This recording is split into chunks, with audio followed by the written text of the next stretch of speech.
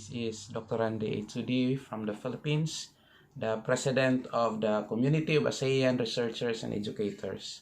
As we celebrate the International Day of Education with the topic Changing Course, Transforming Education, let me share a few thoughts based on our previous research and latest work. My first point is on opportunities for internationalization. Obviously, the COVID-19 pandemic has not only caught everyone by surprise, including, of course, in the education sector, but also posed a big challenge in trying to maintain order and normalcy in our life and in our operation. However, despite the disruptions of the pandemic, some good things came out, particularly in the education sector. In our research entitled The Future of Internationalization of Higher Education Institutions, Lessons from the COVID-19 Pandemic, we found out that internationalization engagements increased as a good number of higher education institutions in the Philippines devised a strategy of maximizing virtual activities such as international webinars, virtual international research conferences, even virtual exchange programs, and formal collaboration with international partners. And in that paper, we argued that despite the disorders brought by the pandemic, higher education institutions can take full advantage of the opportunities using the virtual or online platform to advance their goals regarding internationalization.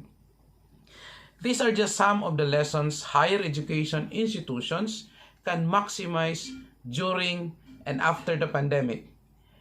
Hence, the future of internationalization appears promising for higher education institutions.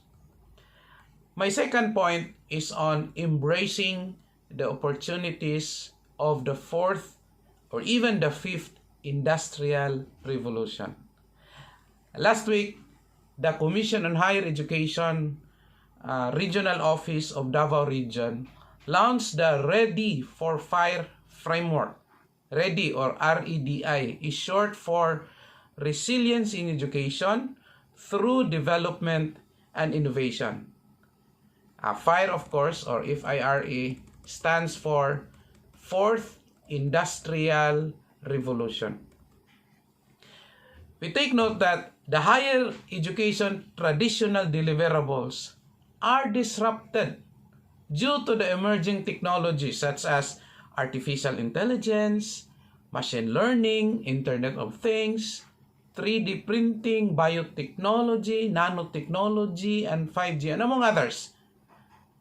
Resilience in education means that in embracing the fourth industrial revolution, the higher education systems and institutions must have inputs, capabilities, and resources to persevere, adapt, and bounce back while they evolve with the times and while they align themselves to make adjustments with the emerging fourth industrial revolution.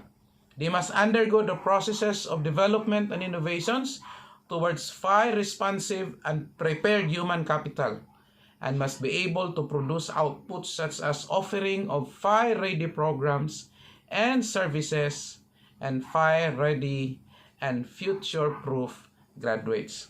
So in conclusion, I would say that as we continue dealing with the pandemic and later on the transition towards the post-pandemic area or era, the changing course, transforming education as our topic, could be in the form of increasing internationalization of higher education and embracing the opportunities of the fourth industrial revolution. Happy International Day of Education to all.